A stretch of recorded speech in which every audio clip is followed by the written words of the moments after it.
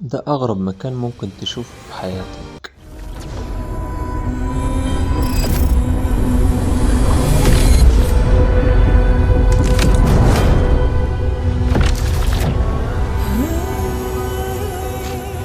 كمان انت هنا هتعرف تاخد صور احترافية وجميلة جدا من تحفة المكان، ومحدش هيصدق ان دي صور طبيعية، وكل هيقولك ده ذكاء اصطناعي. وعشان ما اطولش عليكم يلا بينا ندخل في المهمة بتاعتنا.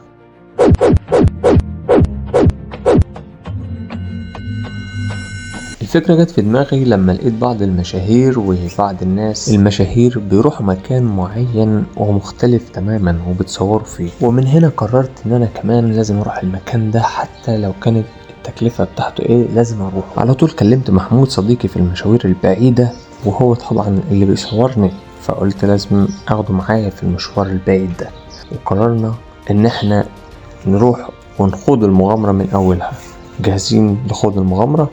يلا بينا. يا صديقي ما تنساش ان انا هقولك ازاي تروح المكان ده بكل سهولة، علشان ما يحصلش فيك زي ما حصل معانا وتتوه زي ما انا تهت بالظبط. فلو انت مهتم وعايز تعرف المكان فين بالظبط وتروحه ازاي بكل سهولة، تابع الفيديو للاخر وانا هقولك على كل حاجة بالتفصيل. انا ركبت من الموقف من الفيوم وقلت له ان انا عايز اروح الطريق السياحي. قال لي المنيب ولا الرماية؟ قلت له اي حاجة مش هتفرق عشان انزل الطريق السياحي. جاهز يا فنان؟ جاهزين. جاهزين للرحلة؟ احنا رجلنا نملت اصلا. تعالى نعدي الطريق. نغمض عينينا عدي على طول.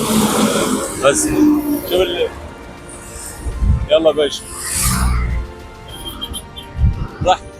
رحلة البحث عن متحف الأوهام. ايوه هنروح نتوهم هناك. تفتكر ليه سموه متحف الأوهام؟ نروح هناك ونكتشف الكلام ده. انتوا كمان اكتبوا لنا في الكومنتات ليه سموه متحف الاوهام واشمعنى الاسم ده بالذات. تفتكر لو جينا نسمي الفيديو ده، يعني نختار له عنوان رحلة البحث عن متحف الأوهام ولا تايه في إيجيبت؟ يجب. ده الجيزة، بس الجيزة فرع من إيجيبت ولا إيه؟ صح؟ ما حبيتش اضيع عليكم اي حاجه، وحبيت اشارككم كل تفصيله في الرحله. وهنا لما رحنا مكان ما عرفناش نقرا الكلمه اللي مكتوبه تحته. الحمد لله وصلنا بالسلام. الحمد لله. الحمد لله. كنا احنا رايحين متحف الأوهام صح؟ صح. وصلنا آسيا. آسيا؟ آسيا يا جدعان. الحمد لله. يا ترى هنا بقى بيتكلموا ايجيبتياني ولا في كلمة بالصيني مكتوبة تحت. كلوانسة؟ وطبعا كالعاده فضلنا نفتكس في الكلمه اللي هي اصلا ملهاش نطق ومحدش عارف ينطقها، فلو انت عرفت تنطقها قول لنا الكلمه دي ايه. تفتكر ايه هي الكلمة دي؟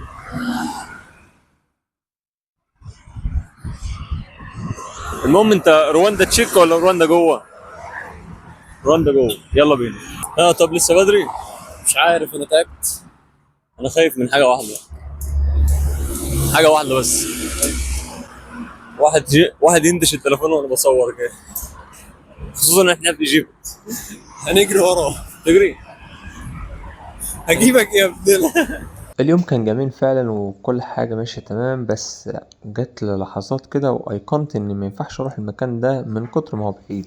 الحمد لله وركبنا عربيات جهينة بعد ساعتين، وبعد ما نزلنا في ميدان جهينة ركبنا عربيات بتودي هيبر، وركبنا من هيبر المواصلة اللي احنا راكبينها دلوقتي علشان نوصل للمكان بتاعنا. وللأسف لقينا السواق مش معدي من نفس المكان، فاضطرينا إن هو ياخدنا مخصوص ودفعنا له طبعا فلوس زيادة.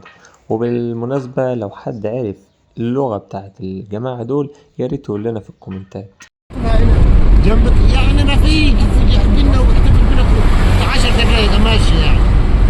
الكمباور اسمه الكمباور اسمه كاميليا. كمباور كاميليا. ايه مش تعرف يا عم انا هنا ولا انا اول مرة انا كنت بشوف خلي بالك كتاب الحجاح بشوف محمود هنا على طول وبشوف كده. واخيرا بعد 5 ساعات رحلة البحث عن المتاعب اخيرا وصلنا المكان، ودي كانت اول حاجة نقابلها في المكان. احنا كده دمار يا جدعان. انت معاك الشايب؟ انت معاك الشايب برضه. انا معايا 9 انا اللي اكسب. الجميل هناك ان كل حاجة مكتوب جنبها الشرح بتاعها بالتفاصيل بالانجليزي وبالعربي علشان تاخد صورة احترافية وبشكل 3D. مفيش احسن من كده، وعلشان كمان لو اول مرة تروح يكونوا مسهلين عليك كل حاجة. اطلع اطلع اطلع اطلع، هتلاقي الوشوش بتبص. لا يلاقي في بعض. المكان ده ملبوس ولا ايه؟ بقول لك ايه بقى، بقول لك دورها لمدة 30 ثانية. وصلها لمدة 30 ثانية. حد شاف حاجة؟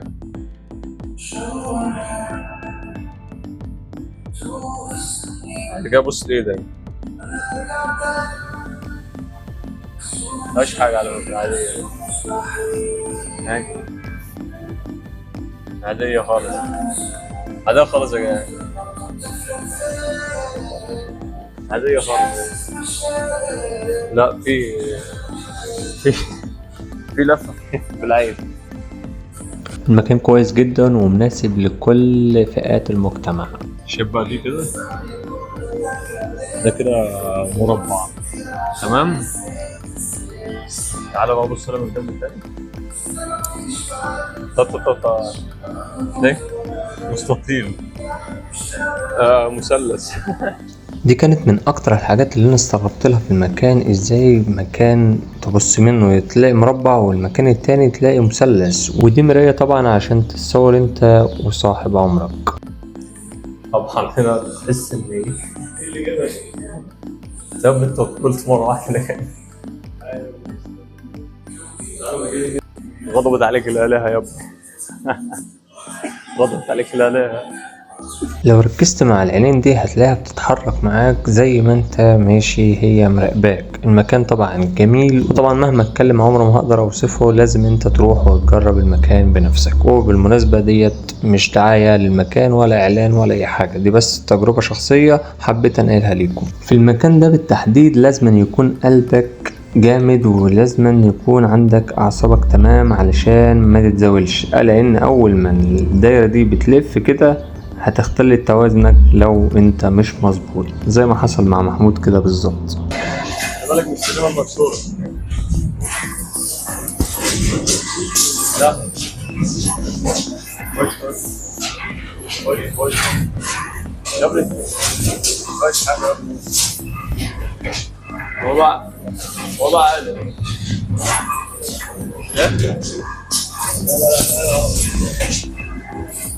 لا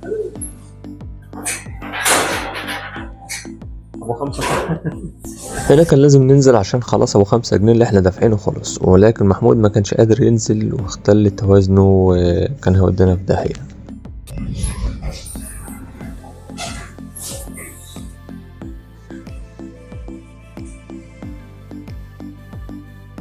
بصراحة كل حاجة معمولة في المكان بنسب وتناسب قادرة ان هي تخدع العين، وفعلا بتخدع عينك مهما كانت نظرك 6/6 هتخدع برضو عينك، لان المكان بصراحة تحفة، ومهما اتكلم عمره ما هقدر اوفيه. طبعا هنا الباشمهندس محمود كان واقف مستني المفاجأة اللي هتطلع من الصندوق، لكن حبيت اتقل عليه شوية لحد ما حصل اللي حصل ده. ولا سيبروسي ولا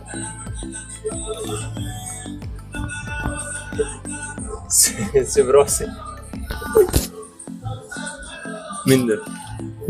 طبعا كان فيه ناس هناك بتتفرج علينا وعلى اللي احنا بنعمله، عشان كده كنت بسأل محمود مين ده، ولما اختفيت محمود حب يعرف المكان اللي انا هطلع منه ده هروح فين. ونيجي للمنظر التحفة ده 3D اللي انا اصلا ما كنتش عارف هو ازاي احنا بنتصور عليه، ولا ممكن نتصور عليه ازاي، وكنت واقف قدامه ازاي العمق ده موجود في قلب المكان، ولحد ما عرفت المفاجأة. والمفاجأة هنا يا صديقي ان انت بتتصور صورة عادية، ولكن بعد ما بتتصور بتروح على برنامج الايديت وبتقلب الصورة علشان يحصل ان انت زي نظام طاير في الجو.